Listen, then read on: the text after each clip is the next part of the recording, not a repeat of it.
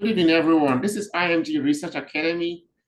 In IMG Research Academy, we're currently trying to see if we can switch our name to Global Research Initiative, where we talk about things research, especially for physicians in the US, physicians outside the US, and globally. Recently, we started looking for how we can add more value to ourselves.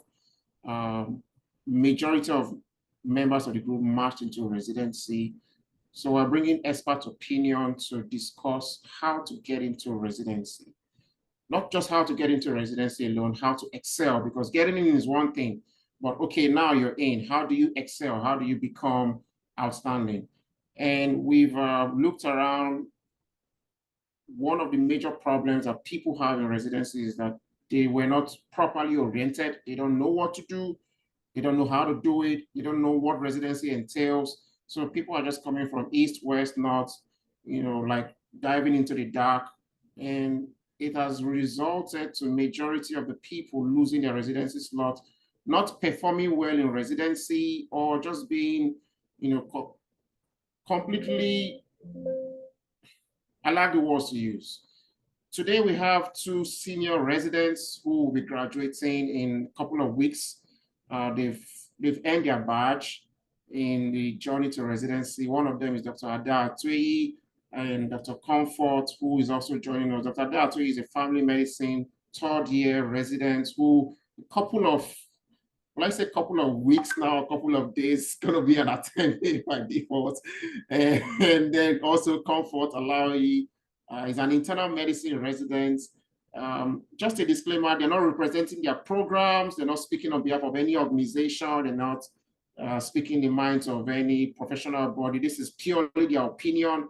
I usually give this disclaimer. Anyone that wants to use their opinion to make decisions should please contact your lawyers or your program. They're just speaking from their personal experience. They're not giving any binding opinion. Um, so I'll be co-hosting today's session with Dr. Endurance. Dr. Endurance is also a senior resident who just graduated, like 2 days ago from his program. So he's an attending currently, going for fellowship in cardiology. Dr. Endurance, you're welcome. I have their resume before me, quite extensive. Dr. Daatwe has achieved a lot. And then Dr. Comfort also, very extensive resume, but I'll allow them to talk about themselves, brief introduction, how's the journey. It's going to be like little conversational style kind of thing. Let's switch to Dr. Ada since Dr. Comfort is still trying to get in. Dr. Ada, how has it been? What remarkable things on your journey? Just give us a little background of who you are, where you're coming from, how's the journey been, to the extent that you want to share, just like a little recitation of your journey so far. Okay. Thank you so much, Dr. Colby. Good evening, everyone. Thank you so much for having me. It's an honor to be here to speak to everybody. Just a quick disclaimer: I have a little 8-year-old that might barge in and run around. Sure. So Sure. if you see somebody running around, just ignore. It's Okay. okay. It's a Um, family union, so it's fine. yes. And it's a long weekend, so everybody's all over the place. Um, so, like he said, my name is Ada Atway, family medicine, board certified. I'll have to correct you there, bro. It's board certified because we're done with our boards. Board What's it? certified family medicine. Still a resident, but we'll be done in a couple of weeks, thank God. Yeah. Um, I'm in third year now. I my journey started a very long time ago, from Nigeria. Believe it or not, I was just reflecting on this recently. I got into medical school in Nigeria in the year 2000. So put that all together, I've been on this journey for 25 years. Wow. Yes. So medicine in general is, for most people, is a journey of resilience. It's a journey of um, just staying focused on what you want to achieve. I've always wanted to be a family physician because of the versatility, because of everything that a family physician can do. When I used to work in Nigeria, I remember there was a day in the morning I had I was in the labor and delivery. I delivered a baby. In the afternoon, there was a burn victim, and before I closed for the day, I had a stroke patient. So I just generally always liked the versatility of family medicine, which was why I chose it. Um, like I said, it's been a long journey, but getting to this point is quite fulfilling, and I am very excited about the journey ahead. Um, just like anything at all that you have put in so much work into, um, the tendency is to make sure that everything you keep putting in your best. It doesn't matter what you've achieved in the past. The focus is what's ahead. So I guess I'll leave it at that for now, and then we can take other questions, and I'll let Dr. Comfort speak. Dr. Nderas, you know how our agreement is. So I talk, you talk, so I don't take this monologue because if you give me the opportunity, I'll just be going. Dr. Comfort, I know your resume is extensive, to the extent of how you want to introduce yourself so that people can get to know you. Um, Tell us a little about you and your Hello, journey. everyone.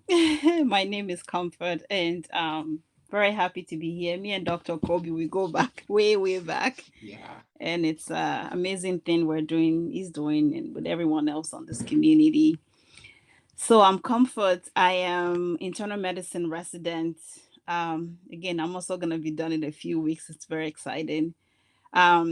Started my journey. I think I graduated med school in 2016, and then took some time before I went back to residency. So I guess my whole point, I mean, we can talk about resumes and credentials and everything, but a lot of us, applying for residency, or a lot of you that had gotten into residency now, like Dr. Adam mentioned, it's a journey of resiliency. We've all come from different backgrounds. I think the one thing that I want everyone to take from today's session is that we get it. We've been there. A lot of us on this platform, we didn't have a straight journey. It wasn't like a smooth sailing thing. Um, so it doesn't really matter what my resume. It doesn't really matter everything I did. I believe that there are people that have done less, and there are people that have done way more. But the most important thing is that we get it, we understand, we're here with you, you will succeed. Like, even getting into residency is one big thing, and you will do well. So internal medicine, I'm going to start working after graduation, which I'm very excited about. And then that's all I want to share, I think. Okay.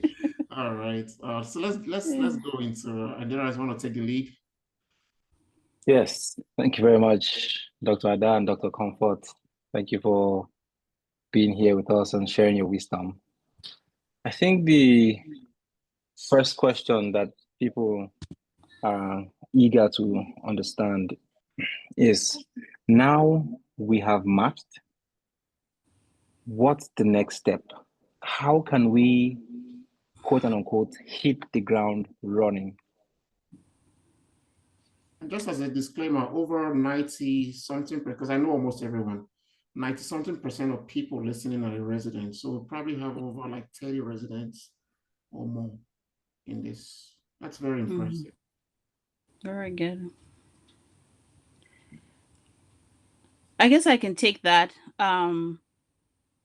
So again, everyone has different backgrounds, right? Some of you, maybe you graduated a while ago. Some of you graduated maybe recently. Some people went to school, you know, all over the world, wherever we're all coming from. For me, what I did before starting residency, I actually did some studying. Somebody told me, one of the attendings that I used to work with told me that, look for a list of like 25 most common things that you will see in your specialty. So if you're internal medicine, psych, family, whatever specialty you're in, you can easily do a search of like 25 most common um, diseases that I will see in internal medicine, and then try to know something about those things. So for us, like internal medicine, a lot of pneumonia, COPD, aortic dissection, you know, acute MI, if it's STEMI and STEMI, things like that. And so in these few months before you start residency, especially if you've been out of school for a while, to just look over those things. I remember there was I think online meded, they have a program. He has some sort of like a package, like pre-residency sort of package. And I remember I bought it at the time and listened to all those videos in the few months between matching and going. So that's one thing that I did to hit the ground running, so that you will learn. For sure, you will learn in residency. You'll see so many patients with COPD and different manifestations of COPD, for instance. But at least you sort of want to know, if they say, okay, this person is coming with SCAD, that's not the time you're thinking, oh my God, what is SCAD again? I haven't done SCAD. I haven't seen a patient with SCAD since I finished med school, something like that. So that's my advice. I'll let maybe Dr. Ada add some other things to say about that. Dr. Ada, you want to add one or two more things? Yes, I mean, she pretty much said everything. One thing I would say is getting into residency.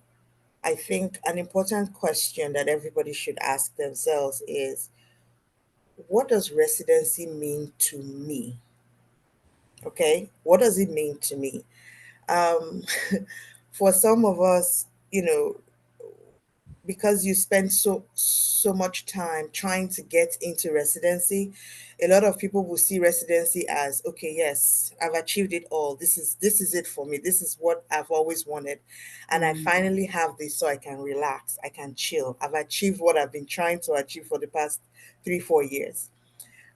For some people, residency is like, oh, okay, finally I'm here. In a matter of 3 years, I'm going to start making money. I buy my big house or whatever, flashy cars or whatever. Um, and for some, residency is okay. I'm here, especially now in a new land, a new environment. Like Dr. Edward was saying prior to this meeting started, things are a bit different here, compared to wherever you're coming from.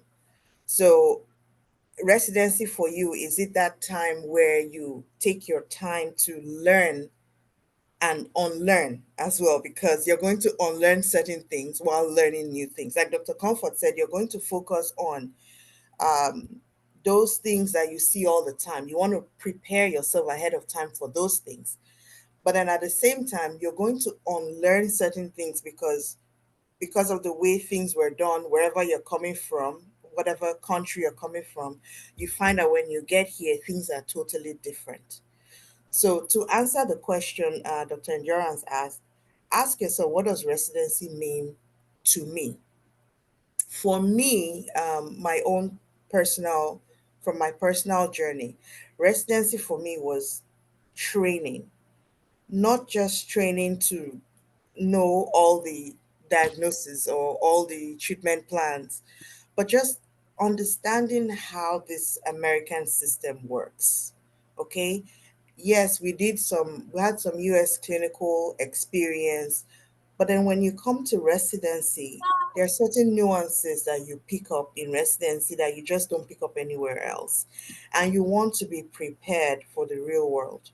So, yes, from day one, or like even like she said, before day one, which is July 1st, from the moment you march into residency, okay, you're through with the most difficult part. Start preparing for a future. Not just your future in residency, but your future post residency.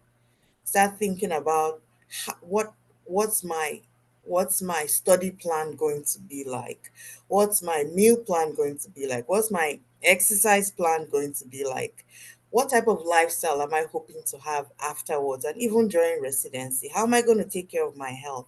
So from day one, you want to have that information, and this is a very good platform to get a lot of that information. So definitely you want to start studying, like Dr. Comfort said. You want to look into your program, if they provide you information, study materials. She used the med ed, like she said, but some programs have different portals For example, I know internal medicine, they have MixApp and their ACP. Family medicine, we have our AAFP, ABFM portals. Pediatrics, you have your AAP. This is the time to start going through those portals and start finding the study materials that will benefit you. Okay, some of these portals give you free question banks. They give you free CMEs. They give you journals and articles that you can start reading to prepare yourself and align yourself with what you're going into. And then when you get there on day one, then you can start worrying about different things. But for this period, um, start getting those study materials. Also, for those who have to move or those who have relocated, start finding out the areas, especially if you have kids, for example.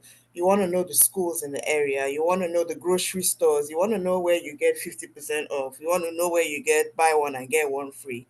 Those are little things that you want to start doing now before July 1st. You want to know where you can get your hair done. You want to know those little things. Just start preparing yourself, because residency itself is life. It's not a break from life. It is life.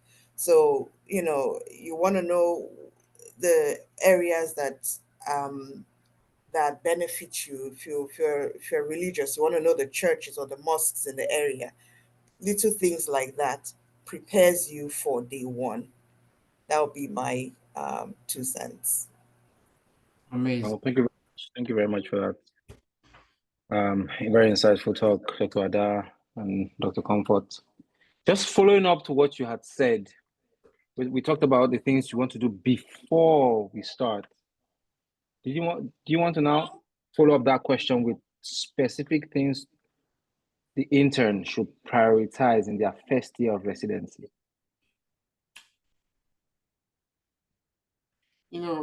Just like as a rider to Dr. Endurance's question, I'll go to Dr. Ada first.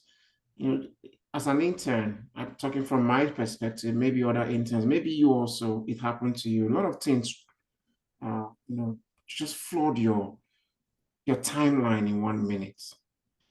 Start from personal things, accommodation, children, car, transportation, traffic, and then to non-academic things, to didactics, training, there's that, so many things, and then to other program, emails. It's sometimes can be very overwhelming. Are there some from the family medicine perspective, and then we'll go to Dr. Comfort? Are there tasks that an intern should prioritize? What are they, like in reality, real terms? And you've seen over 3 sets of interns come and go. This might be the last that you're going to see. And we all make the same mistake, all of us. Yeah, absolutely. Intern year is, I call it the fluid year, because it's like they're just pouring water all over your brain. It's like very fluid. Your brain is mushy mushy. Okay. And then second year, I call it like jello. You're like jello. You're getting formed, and then by your third year you start to solidify a little bit. A little bit. You don't know everything yet. You start to solidify. In that intern year, right? Like I said, you want to get a lot of those the social aspect. By social aspect, I mean housing, accommodation, food, religion, and you want to get all those things pretty much sorted to the best of your ability before day one. Now, on day one, when you start residency, they might put you, and for those who don't know, okay, um, residency is structured differently in different programs. For some programs, you switch rotations every month, as you follow the monthly calendar. So let's say you start from July 1st in one rotation, let's say ophthalmology, for example, and then you do ophthalmology for the whole of the month of July. Um, some programs, they follow weekly, maybe every 3 weeks or every 4 weeks, you switch to a different rotation. What I would advise the interns from day one, try to understand the flow of your own program. Okay, intern year is not the year that you want to prove that you know how to manage congestive heart failure. It's not the year that you want to prove that, oh, listen, I read all this, I know all this, I know all that. No, intern year is the year that you want to humble yourself and learn the flow of your own program. What works in your program? What is your program's calendar like? What is your academic year going to look? Most programs, by the end of June, or maybe even as of right now in May, for most programs, they would have sent you your schedule for the entire year. Okay, so you know what you're going to do 1st of July. You know the rotation you're going to be in 1st of July on day one. So you want to figure out what type of EMR are we using in this program. Okay, you want to spend your first few weeks understanding the EMR, understanding, by EMR I mean electronic medical record system. Okay, because not everybody uses an EMR. Some people use paper charts. So you want to understand what type of system are we using, what's the workflow. Let's say you're going to internal medicine and on day one they put you on the floor. You are a hospitalist on day one. You want to start on day one to create a flow. Okay, talk to your seniors. Guys, I'm telling you, when you're an intern, when you come in, seek mentorship. Talk to your seniors. What works? What time do we arrive? Are we arriving at 5 or 7 o'clock? And when we get there, are we chart reviewing or are we going to see patients? Are we going to the lab to get results or are we going to the ER to take admissions? Those are the things you want to know from day one. And then you start creating a workflow that will work for you. And with time, you will realize that what works for you may not be what works for the other person. Yeah. Okay. So first thing I would say is understand what goes on in your program. Um, my program, a lot of people use Epic. A lot of the hospitals use Epic. In my program, we don't use Epic. So if you put me on day one in a hospital that uses Epic, I'll be completely lost. So when you come into your program, you want to know the EMR. Talk to your seniors. Don't don't be that intern that knows it all. Even if you rotated in that program 2 years in a row, don't be that intern that knows it all. Talk to your seniors, ask for help, learn to use your EMR. I think it when you're very efficient with using your EMR, your workflow tends to your work tends to flow easily and you'll be better organized. Um, so I think that's what I would say for day one. Understand the EMR. Start understanding the EMR. Start understanding the hospital system or your program system. Who do I talk to when I need to get my lab results? Who do I talk to when I need to discharge a patient? Who do I talk to when my system is down? For some reason I log in on day one and my maybe your login is not The working. log is not working. Who am Right. I going to call? Right. Because the time you used to worry about who to call or who not to call. If you already know who to call or who to speak to, it takes away that anxiety. Right. It takes away that anxiety. And when you're able to deal with that anxiety, then you can face your work and be more efficient. Because that's the goal of residency. That's why it's a training process. You want to be efficient in whatever you're doing. And you want that efficiency to start early so that you can build up on it. As against, oh, sitting down and being confused and just focusing on, don't focus on the things that overwhelm you. Okay, there's always a solution, there's always somebody to ask. So ask somebody, maybe your senior, it may be your chief of nursing, it may be your ED doctor, it may whoever, just ask. And honestly, it takes away the burden of anxiety from you. Thank you so much. That was brilliantly put. Dr. Comfort, we'll move to another very critical part of an intense life journey. So someone asked me yesterday, what problems am I even going to face? Because if you are able to anticipate some problems that an intern is going to face, then we can begin to tackle them. And I know you've seen interns come and go over 3 cycles now. What are the common traps or pitfalls or problems that interns usually face from your perspective? And Dr. Ada, you feel free to also weigh in at any time during the conversation. Sorry, I have a lot of computer problems. 1 second. No worries. Recording in progress. Okay, sorry, I'm gonna get off the phone.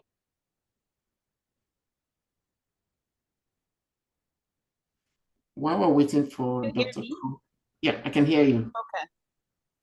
So I think one of the problems that I see interns face, of course, it's very overwhelming. Like when you start a new residency, especially in a new place, you don't know anything. It's just the overwhelm of things, of, everything going on. So the practicality to that for me is give yourself time. Give yourself so much time. Like don't listen to people telling you, oh, rounds start at 6:30. Oh, we start a shift at 6:30. And then you're also coming in at 6:30. If you need to come in at 4:30, just do it. That's what I did for me intern year. It didn't matter. Like I gave myself enough time to know what's going on, especially when you're starting a new rotation. Like Dr. Ada mentioned, maybe you're doing ophthalmology, that's your month. You've never done that since medical school or something like that. You want to, for us, like all the rotations we started, you don't want to appear to be struggling on the first day, even though you're an intern and everyone says, oh, it's okay. But from the very first day, they start looking at you and start thinking, oh, who's going to be a good resident, who's going to be a leader in this class. So you don't want the first day to be the day that you come in 15 minutes before or 10 minutes before, and then now you're struggling, and then now you're overwhelmed. You don't know where the lab is, you don't know where, to get results. You don't know where the patients are. You're looking for 5 East, 5 North and stuff like that. So say like on the day before you start your rotation, since you have login access by the time you're starting your rotations, it's always a good idea to have a remote access. Look at the patient's charts. Take your time. Like I remember like for intern year for us, like the day before you would text, like on a Sunday like this, you text your co-intern, okay, we have so amount of patients on the list.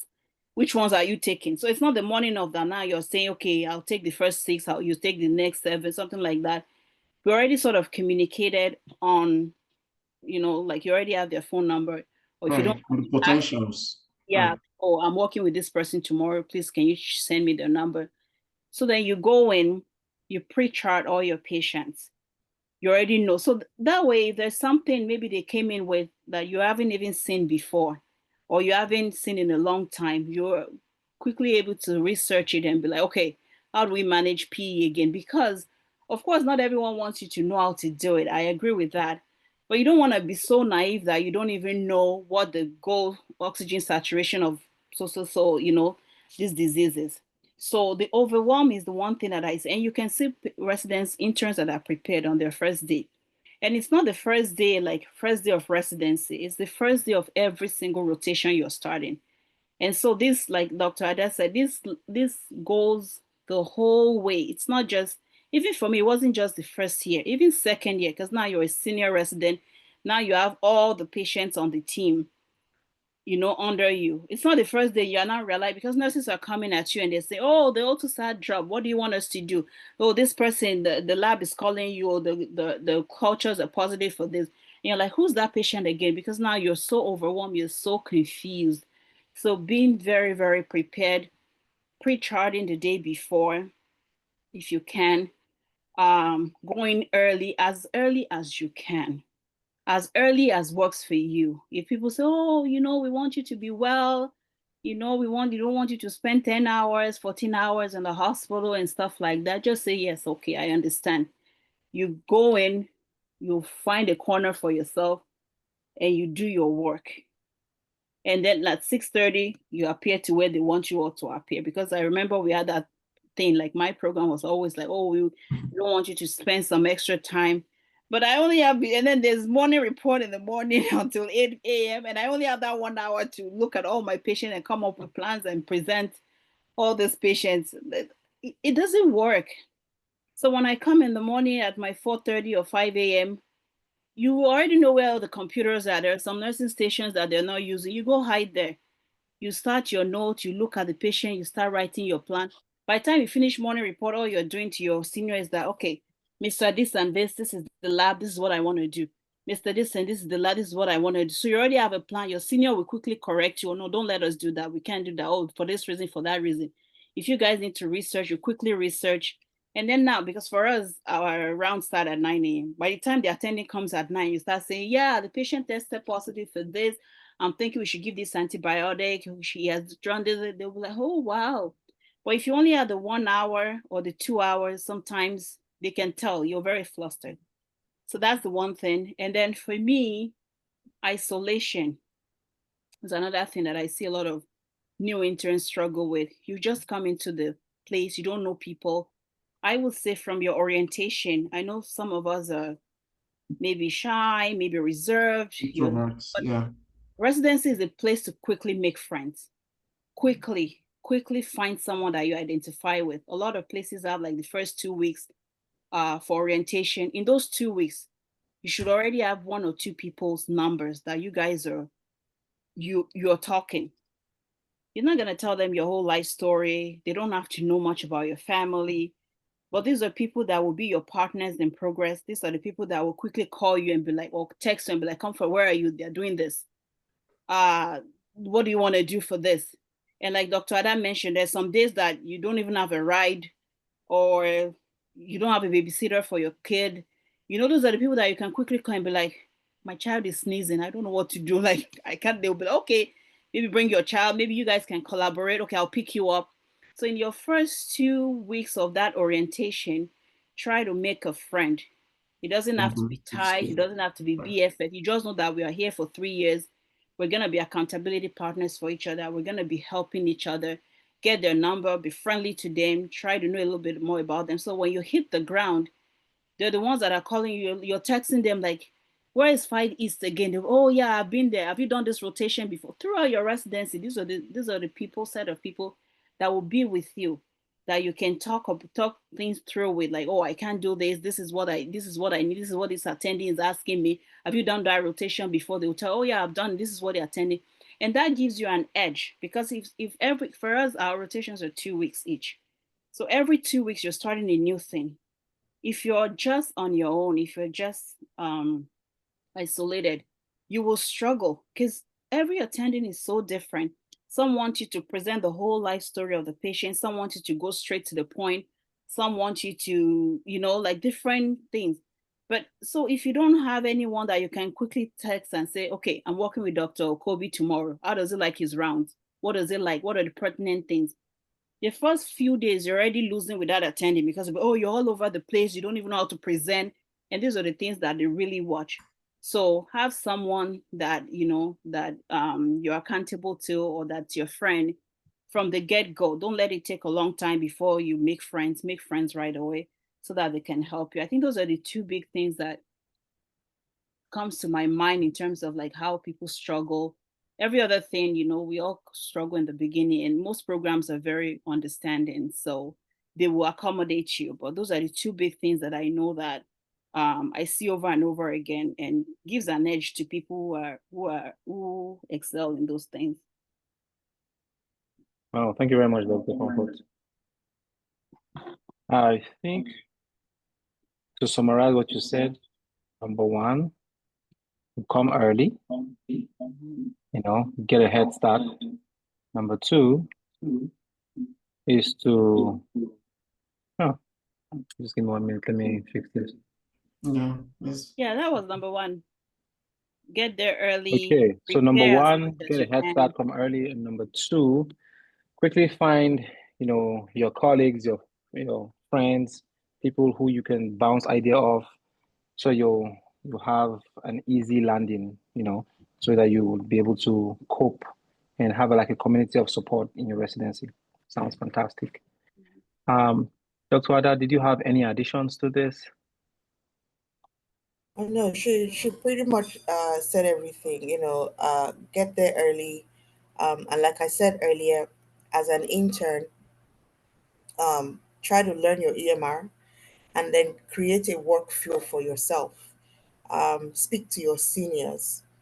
Uh, um, be that intern that asks questions that sound stupid. Be that person. Honestly, it doesn't take anything from you. Be that person. I like it when people ask questions, because when you ask questions, you learn, and even the person you're asking, who is your senior, will also learn.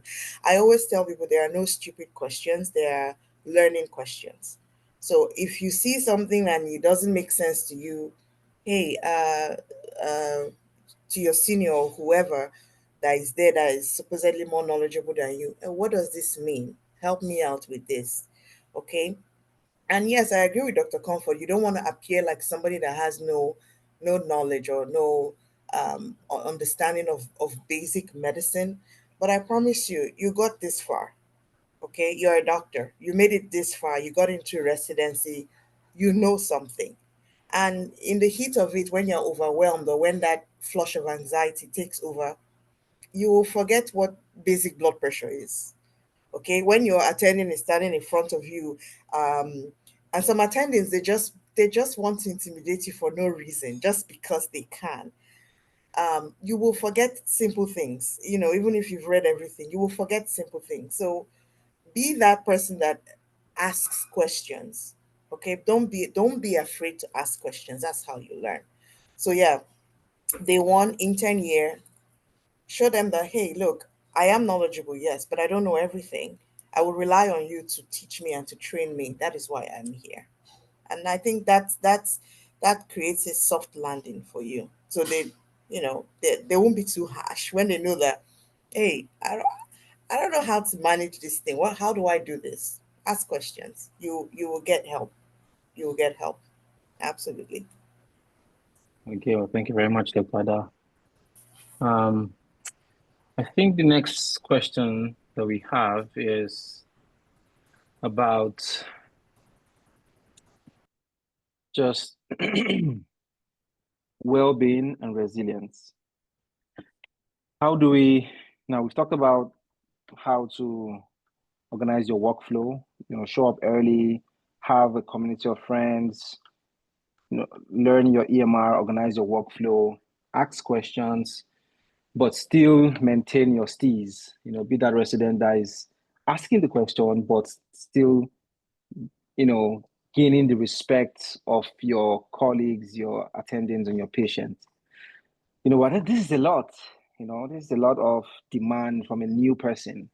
So then the next question is, how can interns and residents build resilience to manage this stress that comes with the pressure and the burnout during training?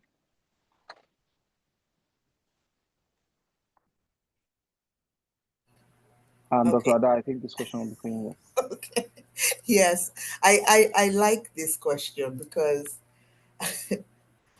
burnout is real. Okay. We talked a lot about showing up early, being there Yeah, on time. I you're there by 4, you're leaving by I 10. promise you, at some point, you wake up in the morning and be like, why did I come into this residency? Why? Who in my country say, who sent me message? Who sent me? Like, why did I choose to do this?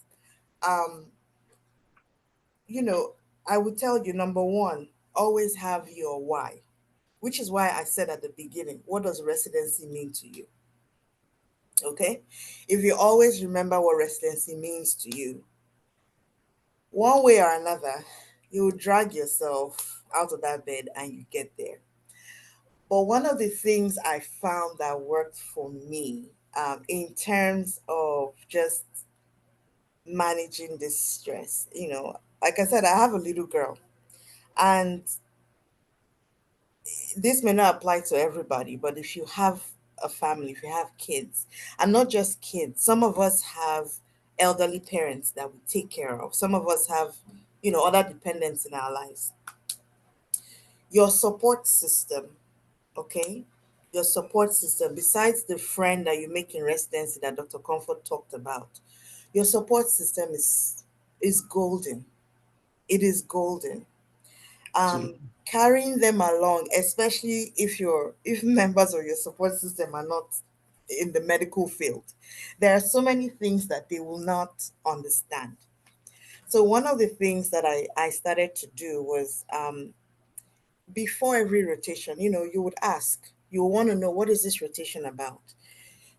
With time, you will understand that there are some rotations that are considered heavy rotations. So they're like really tough. Say inpatient rotations where you're on the floor, for example, when you have to work nights. And then there are some rotations that are chill. We call them chill rotations, sleep medicine. You have some chill rotations, radiology. You'll find out in your program what are these rotations that are chill, what are the rotations that are extremely difficult.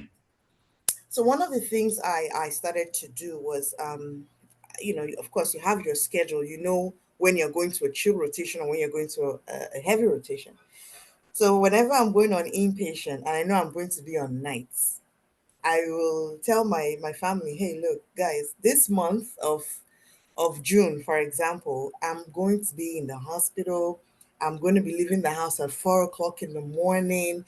I won't be back till, I don't know, 7 or 8 p.m. at night. What that means is I may not have time every day to sit with you to do your homework. I may not have time on the weekends to take you to the pool, or I may not have time, to even go to church or braid your hair. So please, this month, be patient with me. And when I come home, I'm super tired. I just want to take a shower, eat something, and sleep, and then roll back out of my bed the next morning and repeat. Okay? You want them to have that understanding so that when you come home and you're not able to do these things, it takes away the guilt. When they are not demanding these things of you, it takes away the guilt from you. Guilt is added pressure, just like anxiety. Guilt is added pressure. So it takes that away from you. On the flip side, when you are going on a chill rotation, where you know that, okay, technically you're going to be working only 2 3 days a week, right? The other days, you know that the attending in that rotation, maybe he doesn't come on Mondays or he doesn't come on Fridays. You know that, okay, you have Friday, Saturday, Sunday, you're free on the weekends. And then you can tell them, hey, on this next month of June, I'll be doing sleep medicine, which means we're going to be chilling. So maybe we can plan something. Maybe we can plan to do something fun. Let's go to the park, or, oh, this weekend I'm going to make your hair. This weekend I'm going to do this, or I'm going to do, because you have the time. When you get your support system involved, that is when they really do become supportive. And that helps you a long way. So when you're on your chill, and then to the point where, my child now knows, because when we started residency, she was 5. So now she knows the difference between inpatient rotation, outpatient rotation. She knows that when I'm on an outpatient rotation, I'll have time on the weekends. She knows when I'm on the inpatient, that's the one I don't even see my mommy. Before I wake up, she's gone. I don't even see her. I go to bed and I don't see her. So she understands that now. Okay. I think in so many ways, I know these are little things, but in so many ways, um, this really helps us just offload a little bit, offload a little bit. Like wherever you can reduce the stress, whether it's the stress of parenting or even the stress of even the residency itself, offload it wherever you can. Um, Again, very importantly, like Dr. Comfort said, have your person. Back in the day when we used to watch Grey's Anatomy and we'll see Christina Yang and Dr. Gray and say, oh, you're my person. We just took it like, okay, it's just a show. I promise you guys, it is super important to have your person. Either somebody that and this one, it could be one person or a group of people that serve you in different ways. It may be there's this one person that when it comes to studying, she's the person I study with. Okay. Or when it comes to hanging out, where are the cool places to go to? I know who to call. Let's go to this nice place. And then maybe people from the city that you're moving to, like I'm in Miami but I'm a Houston girl, but then you come to Miami and you meet people and like, oh, where can we go to eat this, I don't know, quesadilla or whatever food you want to eat. You find someone who is local that can direct you. You'll be lucky if it's one person you have that is your accountability partner, that person that you study with, the person that maybe you pray with, or you go to church with, or the mosque with, or you go to parties, or you go to gym with. Okay. So yes, having your support system in your family is good. Having the accountability partner that is in the same level, traveling on the same journey with you, is also good. And then the other things that we tell ourselves every day: eat healthy, drink 10 gallons of water, exercise. Those things too are super important. We started doing something in my program when in my first year. We had a group of us on a WhatsApp group, and it was just for fitness. It was a fitness group. Of course, not everybody wanted to join, but it was so good that I saw myself exercising at 4 o'clock in the morning. I would get up and go to the gym and exercise. And I saw how that really, I mean, these are things we tell our patients. By the time you start doing this, every day you tell your patient exercise, eat healthy, at some point it becomes lip service. But when you're actually doing it and you see the difference, it goes a long way. So yes, we had that little fitness group. Sometimes we'll take pictures of our so-called Mediterranean diet and we post it and we say, oh, I had this healthy meal today. But it's not always easy or sustainable, because sometimes you are in a tough rotation where you don't even have time to eat. And then you're just feasting on junk or snacks or whatever. But for the most part, if you know that these things are important to you, you will do them. So exercise, water, your family, your support system, and then your accountability residency partner. Honestly, it's a full buffet, but it goes a long way in just offload as much as you can. This is what I would say that has helped me avoid burnout for the Let me most let me part. let me bounce off this question with same question that Endurance asked with Dr. Comfort. Is it is it difficult? That's the Does it really burn people out? Like someone said, look, not even someone in the group, we're having the pre-talk before you guys came in was, like, I'm starting in June. You could see that anxiety. Is it really that bad? I would say, I mean, we don't want to scare people. It's not that bad.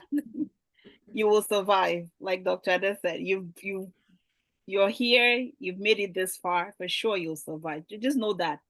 Like, know that and know peace. Just say that to yourself. If you have to write it down somewhere in front of your mirror, just know that this, I will survive it and it will pass. And I'm much stronger than this, because you all are. I mean, the journeys of some of you, like, you know your story. So, but it will get hard. There will be days that it will be hard.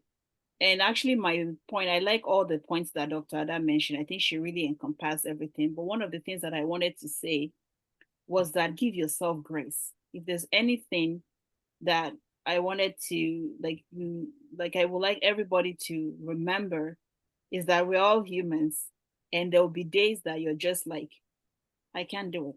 Like, you can't pay me $1 million. I'm not getting out of this bed. I cannot do it. I can't do. If I hear anymore, what was that rotation I was on? Something about AK and CK. I'm like, if I hear any more AK and CK, I'm gonna bang my head. Like, I'm done with AK. Like, just leave me alone with this different theologies of AK. Everybody's AK. What is this? And there will be days like that when you know that I cannot do it. So allow yourself to feel the emotions. Allow yourself to go through that. You're a human being. You're allowed to break down. You're allowed to fail, quote and unquote. You're allowed not to know it. If an attending asks you, so give me the 5 indications for, I don't know, you're in the ICU. They say, oh, why do we give PPIs for ICU patients? You're just looking at them. There was one day, one attendee asked me a question. At the same time, he was asking me the question, I was getting a text message that my daughter was not on the bus. At the same time, that my phone was, oh, the attendance from the school, like, your daughter has been marked absent. And he's asking me, like your head, you're just like, I can't answer you, because in my mind, I'm thinking, what did the nanny do? Like, did she forget to take did the bus have an accident? Where's my child? Like, these are all things. And he would just look at me like, oh, you need to study more, blah, blah, blah. Okay.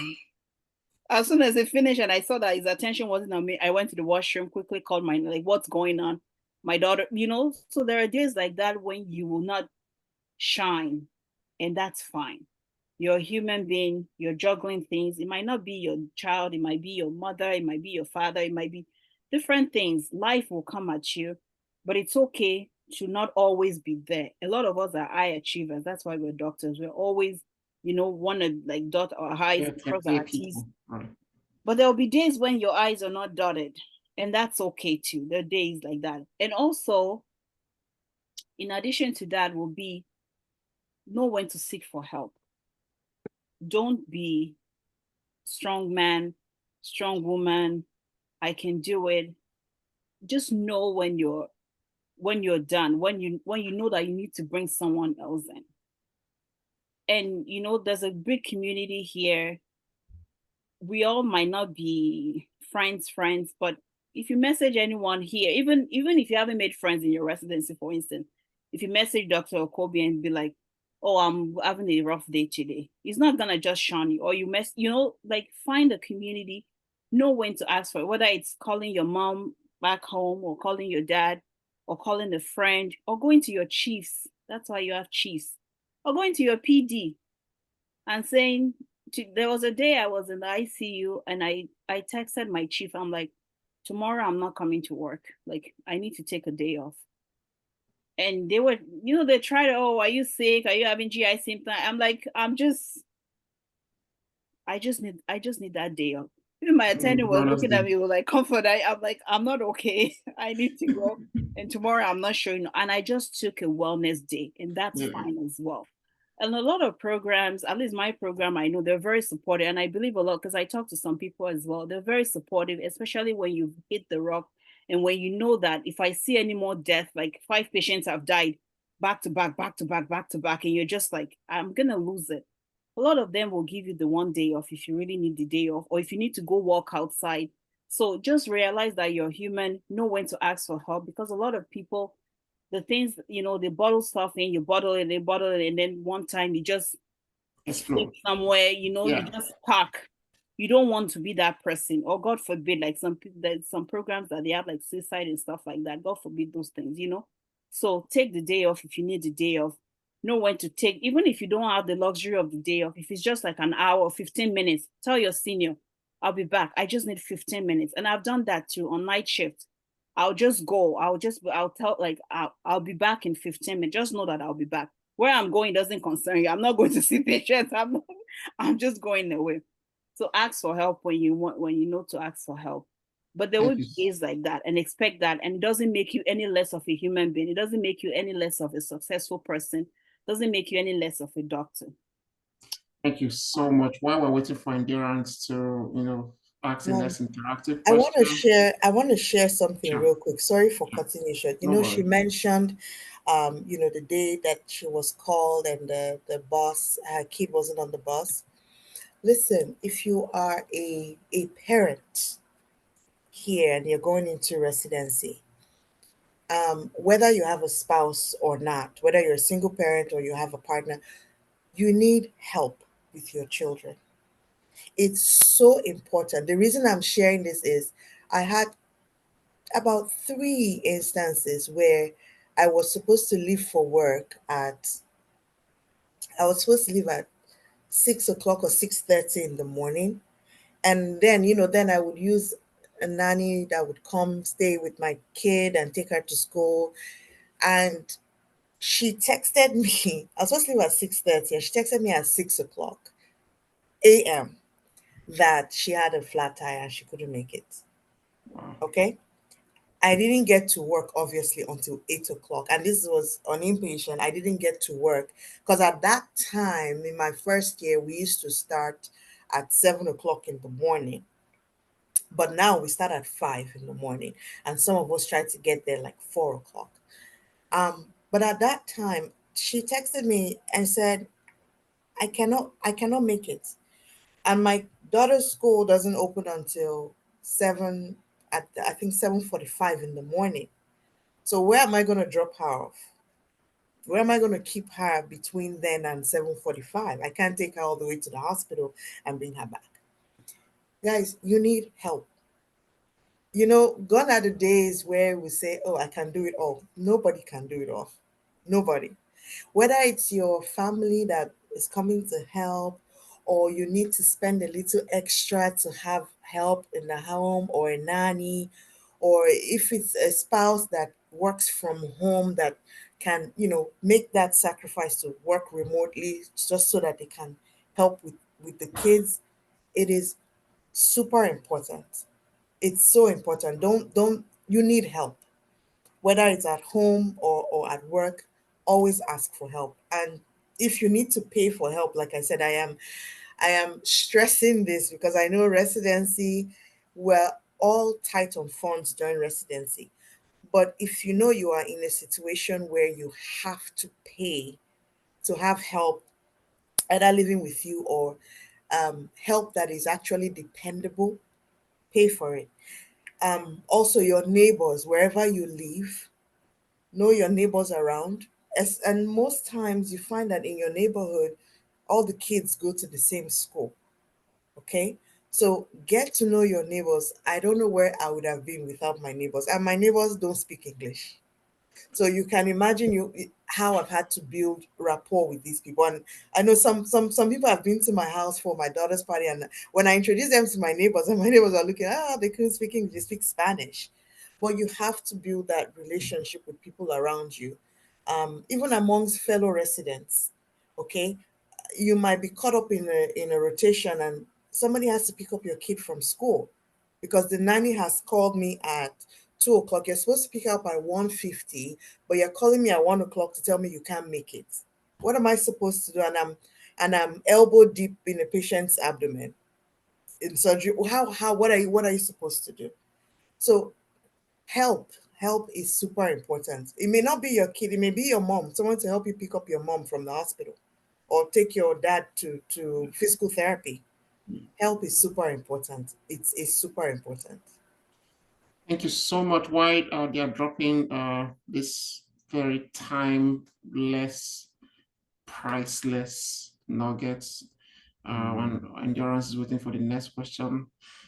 This is IMG Research Academy, now Global Research Initiative. We often have these roundtable sessions where we discuss how to improve ourselves.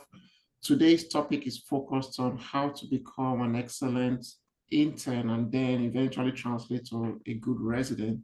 Dr. Ada Atwei and Dr. Comfort Olaoye are senior residents, soon to be attendings, board certified, soon to be attendings in a couple of days or weeks, board certified, giving us this priceless nuggets. My co-host is Dr. Endurance. Dr. Endurance is also board certified, going to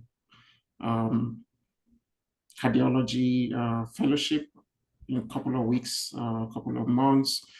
Welcome everyone to our program. Dr. Endurance, speaking of from there.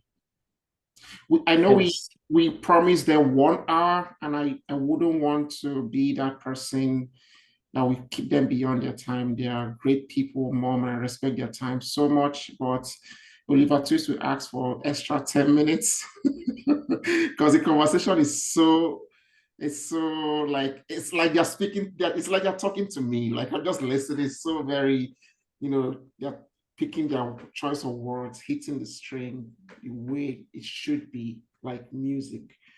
Dr. Endurance. So I don't know, let's see if they can give us additional 10 minutes. Is that okay? That's fine. Thank you, Dr. That's Thank you very fine. much. Yeah, that's Okay. fine. And if you have questions for the audience, feel free to open your mic because we're almost coming to the end, or ask your questions on the chat.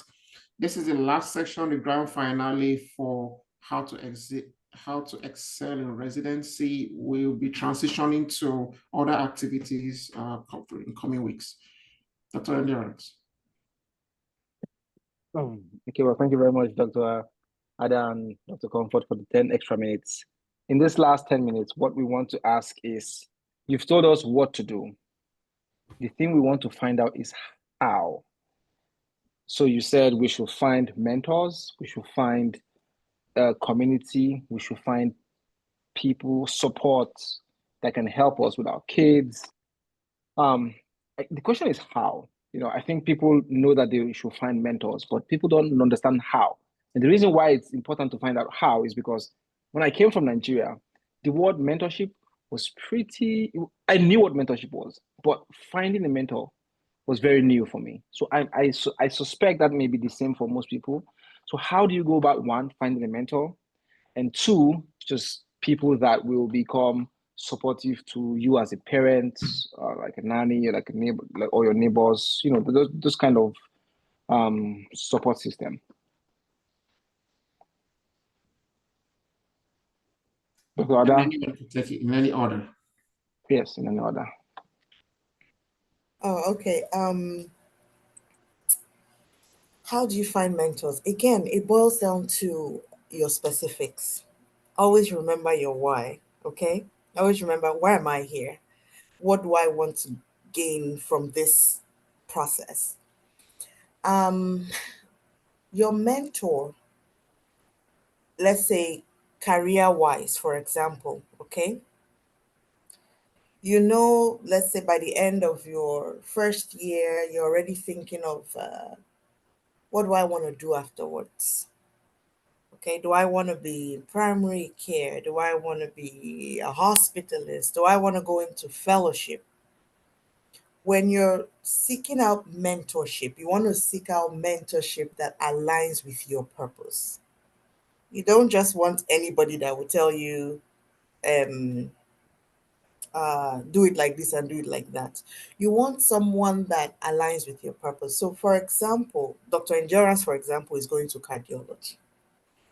I want to assume that before now, he has aligned himself with a senior who has done fellowship or is in cardiology fellowship already. And he's already getting tidbits, he's getting advice on how to navigate that pathway. Okay? You want to go into gastroenterology, um, you want to go into the ICU. Heck, you want to do sleep medicine. I don't know why I always go back to sleep medicine. I never did it, but I feel like it would be such a cool rotation. You want to find people that are already doing what you want to do and they are doing it well. Okay? These people may be in your program. Like Dr. Comfort said, it may be your chief resident, it may be one of your seniors, it may be your program director.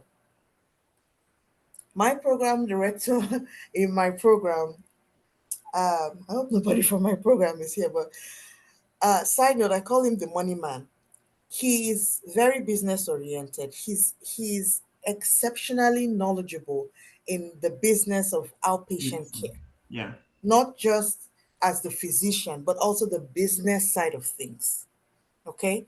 If you want to go to outpatient and you also want to own your own practice, I would say that's the kind of person you should be talking to. That's my idea of mentorship.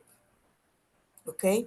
Now, if you want to do certain fellowships, you want to do electives in those specialties: GI, cardiology, ENT, nephrology that Dr. Comfort doesn't like, or neurology. You want to do electives in those rotations so that when you get there, you will meet people that are already fellows in that specialty. and you say, hey, doc, you may not ask them directly, hey, please, can you be my mentor? No. It's the same thing we said from the beginning. Start asking questions. Let them see that you are a vessel that is half filled up and you want them to fill you up. Again, you're not going to go there and show, I know this, I know that, I know this. Yes, you do. And when you're able to answer, you answer, but always ask questions. When you ask questions, they know your knowledge base and then they're willing to help. There are always people, there'll always be people that'll be willing to help. So that's what I think about when I think about mentorship. It has to be with people or someone that are on the same path, or they are in alignment with whatever path that you are going heading towards. Finding nannies, I had a very rough beginning. Okay, because I moved from Houston to Miami. I knew nobody, no family, no friends, just my daughter and I. And here, for those who don't know, Miami is predominantly It's nice. Hispanic. It's a Hispanic population. Everybody speaks Spanish. You go to Macy's, they speak to you in Spanish. You go to Walmart, they're speaking to, like, at least now I know how to pay and get my change so that at least they won't cheat me off of the small money that I have. But initially when I got here, I was using care.com and it was so expensive and unfortunately very unreliable because the people that disappointed me 30 minutes to when I had to leave the house were from care.com. And so eventually I contacted a friend of mine in another state who got her help from a certain agency and they would send her help and they were more reliable. They would stay in her house for 5 6 months. Some of them were able to stay even longer. And of course you would pay for this help, but you know that your kids, they leave Mind about school, rest. they leave Yeah. for school when they're supposed to. They come home, there's someone to feed them, there's someone to give them a bath, there's someone to get them ready for bed, there's somebody there. It will cost money, like I said, but in the end it will give you that peace of mind. Another way is your family. Okay, unfortunately I moved here alone, but some of us have family. We have our brothers and sisters, in-laws, mothers that can come help. Now, some family you want to pay just for the sake of it, not that they're asking for it. But then again, it depends on the relationship you have with your family. So if you have family around that can come help you, please, please leverage on that because I can't stress enough how important it is. So that's another way to find help. Yeah, I guess those were your questions. How do we find mentors and how do we Mm, find, and then mm, your neighbors. Like I said, in my community, my next door neighbors around it, they're from Hispanic countries. They don't speak English, but their kids all go to the same school as my own kid. It's a matter of, hey, going down there, hola, buenos dias, mi nombre, interview, I not interview, well, introduce yourself to your neighbors. Hey, I'm new here. Um, what's good? How do we navigate this? Or please, can you help me? Your daughter, when you're dropping your daughter off at school, can you take mine with yours, please? And then when they come back, that was my first 6 months. Okay, until I found the agency my friend was using, and it just became an answer to my prayers. Yeah, so that's pretty much it. Your family, your neighbors, care.com or any other agency that you yeah. can afford. They have different Thank types. They you have so much. they have au pair, they have so many of them. And then your mentors should align with your own goals, is what I would say. Thank you so much. While we wait for questions, it's question time so that we can relieve them. We're so grateful for both of you for giving us one plus hour of your time. It's so difficult to tell a physician in the US to give you 1 hour of their time because everyone is on the clock and running. So I'm very grateful. One last thing that I want to ask before we go into the closing comment and question is on academic growth. It's an area in residency that is like the core center of residency. There were so many questions I would plan to ask, but for some reasons we're beyond time. Both of you have truly excelled in your programs. Dr. Ada, permit me to say this, has consistently been the best resident for 3 years in a row in scoring, both in scoring and also in clinical acumen. Dr. Comfort also has excelled so with accolades running in our program.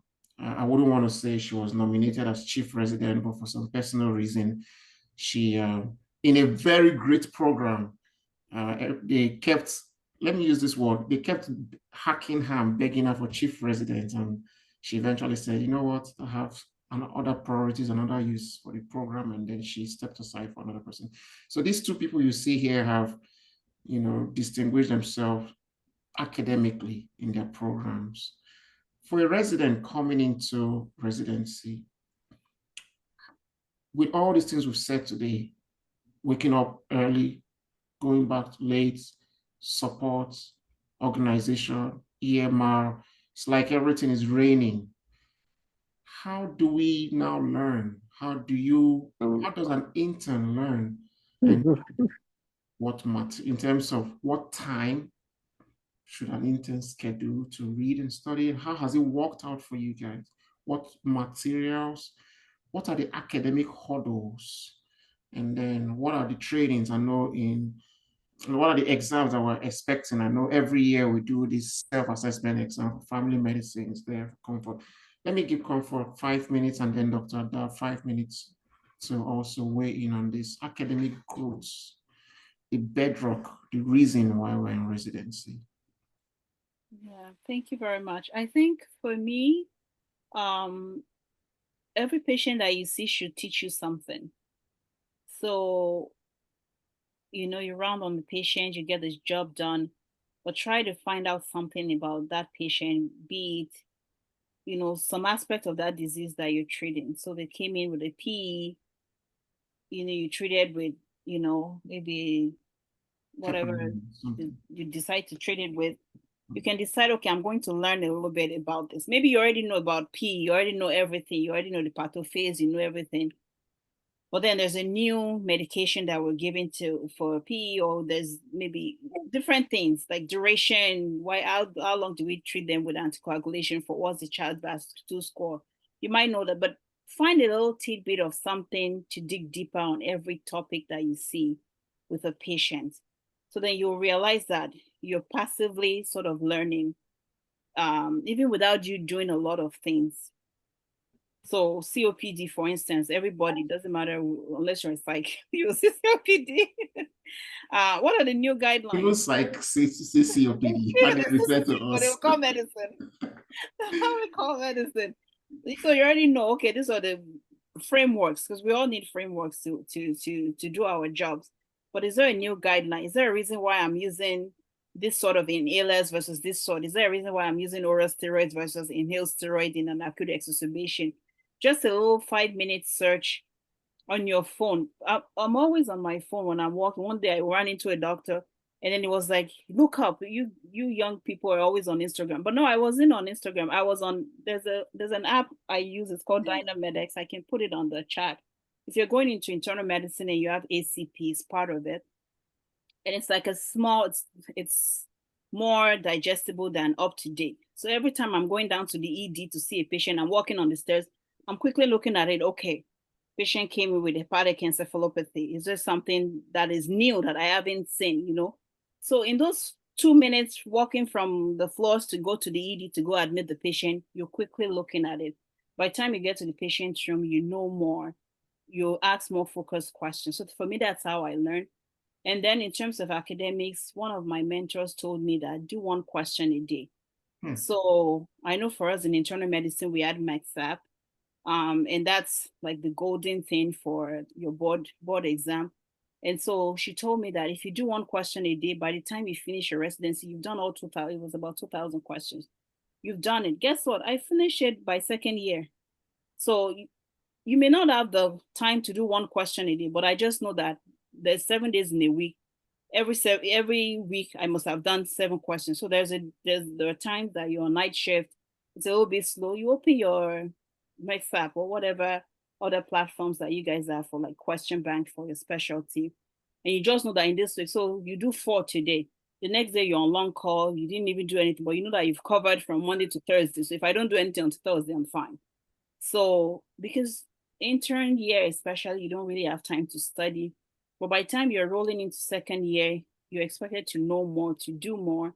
So you don't want to have the same knowledge that you had from before. So learn from your patients. Always try to research every time a patient comes to you. Learn something. Don't think that I know it. Just quickly look it up if there's something else, and then try to do one question a day. That was the advice I got in intern year, and it really helped me. Just one multiple choice question of your whatever board exam. And if your program is not providing it, if you have a lot of programs provide educational fund, buy it. Just buy something for yourself, and then they can refund you the money. Buy like a year of UWorld or something for, whatever specialty you're in, and start practicing. One question, one day. You'll be surprised. By the time you start second year, you've done all your board. You've done the first pass. Now you're in third year, you'll be like, okay, I just have to review, and then you're done, you'll pass. So that'll be yeah. I mean, I'm just literally going to echo what Dr. Comfort just said. Um, Learn from your patients. At the beginning, I talked about, like she said, your portals, AAFP for family, ACP for internal, AAAP, I think for pediatrics, and then the psychiatrists and other specialties have theirs. If your program provides those things for you, guys, use them, maximize it, like use them to your own benefit. Don't let them sit down there and pick up dust. um that's number one. Use those things. My in our a what's it called, AFP and ABFM, um I study with questions, a lot of questions. I'm going to share this with you guys. I said I've been on this journey a long time, 25 years. I didn't do well on my USMLEs from the beginning. I had a few attempts, and I think that contributed to, you know, that was a red flag that they saw on my resume. Everybody always saw that as a red flag. Um, so getting into residency, finally miraculously matching into residency, 13 years after I graduated from medical school, I I made it. It was more or less something I wanted to achieve for myself. I made it a priority to study more so that I could pass my exams. For me, it was important because I had experienced failure, and I saw how that failure affected me or affected my progress. So going into residency, I wanted to pass those ITs. A lot of people will tell you, oh, ITs are not, IT means in training exams. A lot of people will tell you, oh, the ITs, people don't really care about the ITEs. It's just to measure your knowledge and see if you're improving. For me, I wanted to pass because I had failed. I had experienced failure, and failure doesn't taste good. It doesn't feel good. Yeah, I wanted to pass. it doesn't look good. It doesn't look good, whether it's, oh, nobody cares about the failure, they just want to see whether your scores are. I personally, I wanted to pass, for myself to say, okay, when I was not doing well on my USMLEs, it was because of this, or it was because of that. So like her, we have our questions, we have blocks of 10 questions. She did one, I did 10 every night. I did 10. And I had a study partner, so it was easy. So when she talks about accountability partner, I have been blessed with a family medicine resident from our sister program that I study with almost every day. And we started with doing those 10 questions. And every 10 question we will read the critique, we will read, quickly look at the article. Then on my own spare time, I would try to read a little bit more. But we we we're both immigrants. We both made it a point of duty to study because we wanted to pass. Okay, that's number one.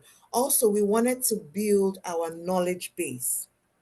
Again, I graduated many years ago, so the like Dr. Edward was saying at the beginning of this thing, before we all started, when you are an old IMG, the belief is that you have old knowledge, or you're not trainable, or um, you're not, what's the word? You don't know modern science. You're out of touch. Yeah. You're out of touch. Thank you.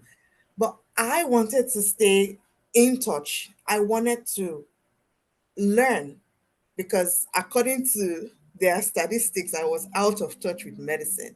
So I needed to open up that part of my brain that was clogged up with years of whatever I was doing with my life. I needed to study. So it was very important to me to study. When you talk about academics, people, again, I hope there's nobody from my program here. But this is going to be shared on the internet anyway. Because everything academics was important to me. Didactics, journal clubs, skills lab, all of She that was our was, academic coordinator, and she yes, proved it back to back. so 3 much years. that I took up that position because I wanted people to see how important the academic aspect of residency was. Because again, that's why we're here. Attend those things, guys. I know sometimes it seems like, oh, this person is coming again to talk and present. And listen, even if you zone out, be present, be there.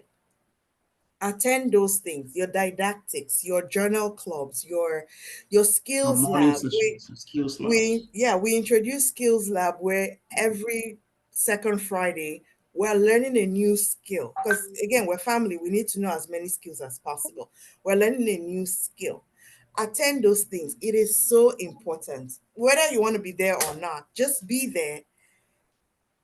If the knowledge is passing, there's a thousand things that is being said. At least 1 to 10 things will get into your brain. You will learn something.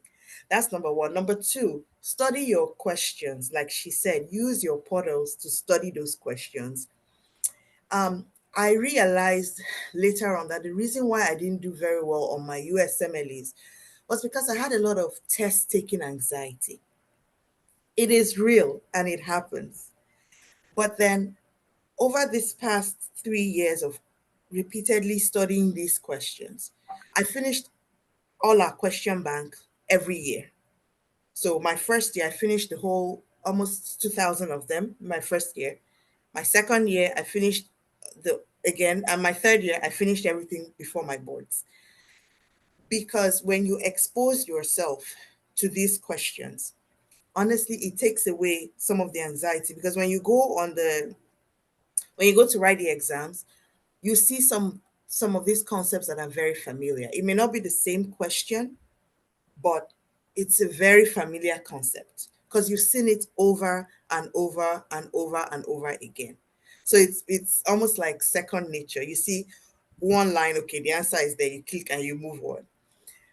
So practice those questions, read your journal articles, attend didactics, attend skills lab. And one thing else I was going to say, read about your patients. Like Dr. Comfort said, you see a patient with heart failure. Yes, you must have managed heart failure, okay, a dozen times before, but you've not managed heart failure in Mr. AA, this 53-year-old this particular patient in front of you. Read about your patient. What makes this man's heart failure different from the other one? What makes this girl's asthma exacerbation different from the other one? What is it? So that when you see it again, it just becomes how do they put it? Muscle memory.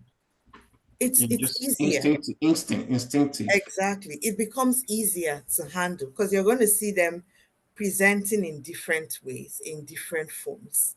So read about your patients, okay? So to summarize all the jargons I said about academics, number one, use your portals, whatever your program provides and whatever you can afford. Use your portals and use them extensively. You'll be surprised how much information you have in all those portals. Yeah. When I say portals, I mean like your specialty portal. Every specialty has a portal that you go to and you get this information. That's number one.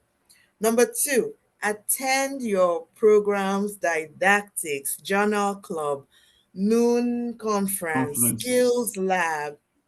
Oh, we have this visiting professor coming from Spain. Oh, why? Every time I was planning, go attend, be there, even if it's just your body that is there, but just be there and let the knowledge flow. You will pick up something.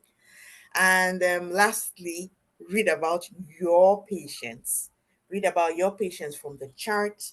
Read about their previous encounter, what happened the last time they were here, and then look at your up to date or the app that Dr. Comfort is going to share, something that you can quickly look and see, okay, what is new? What anticoagulant are we using now for PE? Or what are we using now for this age group? Read about your patients and then just have those quick apps or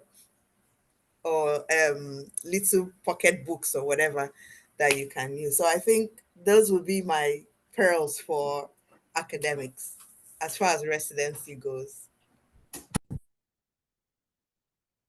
Thank you guys so much. Dr. Endurance, you're muted. We don't want to hold them beyond now. They've given us more than enough. There's a lot to say. While they're preparing their final thoughts, does anyone have any question? And let the question be brief. And please don't ask a question that will make them spend another 5 minutes. It's just be yes or no question. Just straight up. Otherwise, only the closing sessions for Dr. Endurance. But before we close, thank you, Dr. Ada. Atui, thank you, Dr. Comfort Olaoye. Thank you for giving us this time. We can't really thank you enough. The entire group is grateful. This is one of the first times I've seen 49 people hooked on from beginning to the end. Nobody dropping off. I've been looking at the number. It's been very, in-depth conversation that we've had. Dr. Endurance.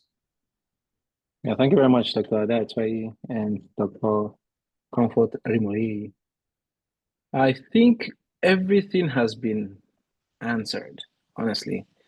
I would just have Dr. Comfort give us just like a wrap up, words of encouragement and just giving us a tidbit of what to expect and just let us know that we'll be fine because we want to hear that. Well, thank you very much, everybody, for coming. Thank you so much. You will be fine.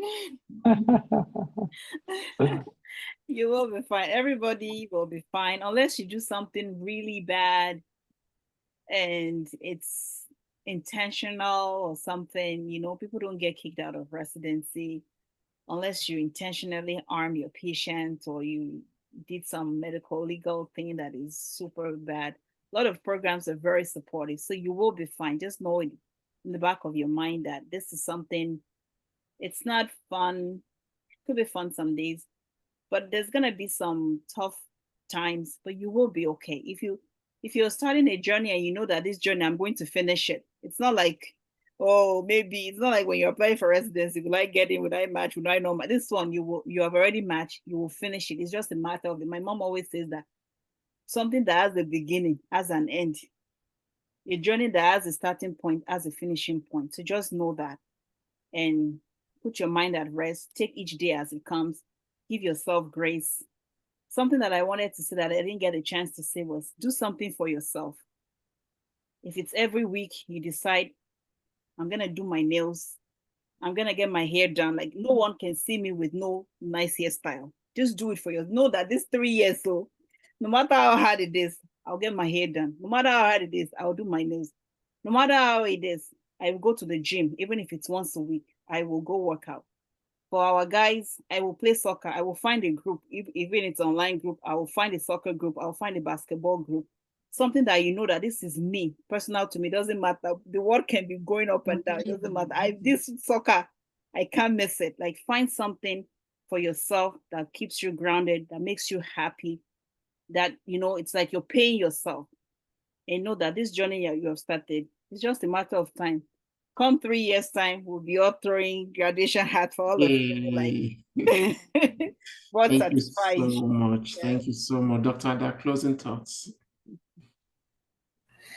Yeah, so it has been a wonderful session. I've had fun speaking to you guys.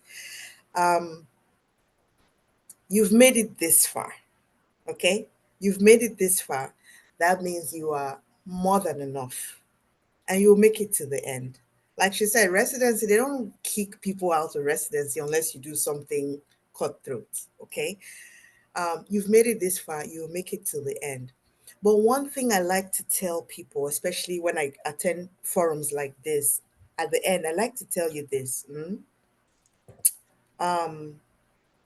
One way or another, somebody opened this door for you to get into residency, one way or another, whether it's by, helping you prepare your interviews, or helping you prepare your resume, or just somebody speaking to somebody, or you're attending, or your program director just saw you and said, okay, this person is going to be in my program.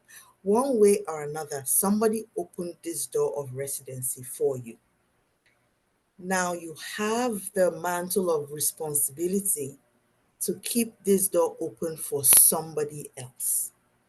What does that mean? It means when you get into your program, the way you behave, your character, your academic performance, the way you respond to criticisms and queries, that will determine whether or not your program director would like to bring in somebody like you again into this program or into your program.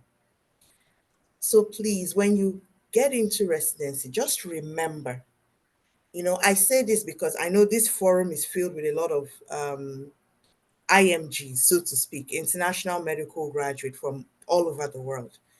You want to be that person that people will look at and say, I like the way this person behaves. I want to bring in somebody that behaves just like her. And who knows, you might be the person that will make a recommendation to your program director to bring in somebody else. And that's how we build our community. That's how um, what's the word? Yeah, community. I said community. That's how we have, what's that word called? Camaraderie. I can never pronounce that word correctly, but that's how we do it. So when you go in on day one, if you see the schedule, or if you're the person who complains about every single schedule, or you're the person who complains and talks behind all of your seniors, or talks bad about all of your attendings, from day one, you are on center stage. Whether you know it or not, everybody's watching you. I will close with this experience. Last year, I think May 2024, I was on inpatient rotation, and it was one of those crazy busy days. And I was the senior. I was second year. I was the person in charge, supposedly, because we always believe we're in charge, but we know who we're talking to on the phone. Um, and the CNO, the chief nursing officer of the hospital, came in with 5 other administrative staff. And I'm sitting down there and I'm trying to work, and she opens the door, and then somebody says, yes, that is her. And instantly, I'm telling you, when they said that is her, she's the one. I thought, okay, I'm done. What did I do? What have I done? Why? And when I'm saying top executives, top executives of the hospital, not even the residency program, because you will learn that they're two different things. And then the next thing, she starts speaking and she says, okay, Dr. Ada Atwei, we've heard so much about you. And I'm not saying this to brag, but I just want to share, I want to share this experience. Of course, I've shared my experience of when I failed, so I should share an experience that was good. And then she started to say, we've heard so much about you from the nurses, from the cafeteria staff, from the ED doctors, from the security. You are that resident that has shown exemplary character. Listen, when they said, this is her, she's the one, I said, okay, my residency career is over. I'm being kicked out of the residency program. But when she started to say the cafeteria staff, the security, like people that you just see every day and like you greet them, hi, good morning, how are you doing? And over here, we hug and kiss everybody. Hola, buenos días, ¿cómo está, mi amor? Hola, buenos días. Okay, cafecito. That's the culture here, okay? Because it's a Hispanic community.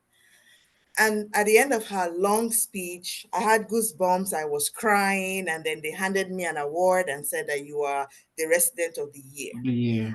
First of all, I will tell you, I had no idea that in my program they gave such awards from the hospital, not from the residency program, from the GME, from the hospital itself. And she handed me this award, and everybody was looking, oh, yes, yes. Bottom line, what am I trying to say? People are watching you. And I'm not saying this to scare you, but I'm saying this to encourage you to be your best self every day. Yes, some days it's really hard. Okay, some days it's you don't want to get out of bed, but don't be that person that takes all of your baggage to work every day and you're mean, you're rude, you're disrespectful, you're complaining. Leave that door open for the next person. Leave that door open for the next person. If you didn't learn anything here today, learn this. Leave the door open for the next person so that we'll continue to build our community. Thank you all and God bless you. On that note, leave the door open for the next person. I just want to take this final 2 minutes. I know Comfort, your time, your family, Dr. Ada, your time, your baby. I just want to take these 2 minutes to thank both of you, especially. This is personal to me on behalf of me and my wife. I'll mention a few things. Doctor, I had difficulty getting into residency over, like many people in the forum know my story, repeated attempts, low scores. Not that I'm a bad person or bad doctor, but I didn't get the visibility. Dr. Ada that you see here, because of her exemplary person, she walked up to the program director. Her program director then spoke to the program director, and she's the tool that God used to bring me into residency. And my family and I have always remained grateful to you, and we wish you all the best in your future career. She's been exemplary, best resident, best call, best. A light giver, I will really say. Leave the door open for other people. Dr. Comfort also, we were trying to get into residency. You know, I learned a lot. She motivated me, mentored me in so many ways. What I know today in terms of mentoring people, Dr. Comfort, I learned probably, let me use 60% or 70% without exaggeration from her. The way she responds to questions, the way she analyzes situation. Before I got into residency, we were all trying to march together. We were in the same group, me, her, and Tom. And then I learned so much. So I give who I am today. And from what I learned from both of them, like they were saying, leave the door open. I've been able to create a platform that perhaps have helped, let me use 800 plus people into residency in one little way or another. So these two people bettered this movement that you see here, and that's why I'm bringing them as grand finale. Dr. Comfort also has a consulting that does interview preparation, especially interview preparation. She's really, really very good. Sometimes she partners with us because we also have our consulting group for interview preparation, but she also has a personal thing that she does also by the side. I don't know if attending here is going to give her time to continue doing it, but she's a life coach, and she's, coached a lot of people, including me, in terms of character, what to say, what not to say. Oftentimes I reach out to, hey, Dr. Comfort, I'm having this problem. How do I tackle it? I know a number of times I've had meaningful conversation that has eventually helped me. When Ada opened the door for me to come into the program, and I reached out to Comfort, and she was one of the voices that said, do this, do this, do this, talk to Ada, call her. I remember the day I called Ada when I was driving. I had that conversation with Dr. Comfort. Eventually, here we are, opening doors for generations unborn. Thank you so much, both of you, on behalf of me and my wife, my two pretty daughters, and my son. Thank you so much. This is like really personal, and I hope I have it on record. If I have $1 million to say thank you, I'll do that. But right now I don't have, but I'm going to have someday. And someday we're going to surprise you with an SUV. We're just going to put, hey, all pink Lamborghini. Anyway, cut. We're going to cut that out of the program. Make it official. Okay, thank you once more, everyone. Since there's no question, I wouldn't even want to take more questions. We're going to be closing for today. You can ask the questions in the group. We're not giving out their personal numbers, their personal emails, so that they can enjoy their private time. But I know they're open to mentor more people. If you want to reach out to them, let me know. I'll ask them first of their availability. If they are, I'll forward you their detail. Also, Dr. Endurance has been my partner. We opened this platform together, Henry Endurance, Abimbola, my wife, and we started with, I remember how we started, 1 or 2 papers, or we're struggling to write a case report. He was in Nigeria, Dr. Endurance. Dr. Endurance went to Igbinedion University, same university with Dr. Ada. So we're all struggling to figure out one case report. Before you knew it, we're over 300 plus manuscripts, and over 1,000 people have benefited from our services. And not only in terms of research writing, in terms of mentoring people into residency. Many of the things we do for free. Again, we also have consulting where people pay us to do specific things in this whole journey to residency. But like this advices, counseling, how to get into residency, how to match your personal statement, all those whole things, we offer many of them for free. Thank you for being part of our group. This is the end of the 3 series for how to be a good resident. Thank you, Dr. Endurance, and especially thank you, my wife, who is behind the scene, doing all the admin work, kicking people off the group, people who did not put their cameras on, and people who put their cameras on, and also doing the recording and the quality control. Thank you so much, and God bless.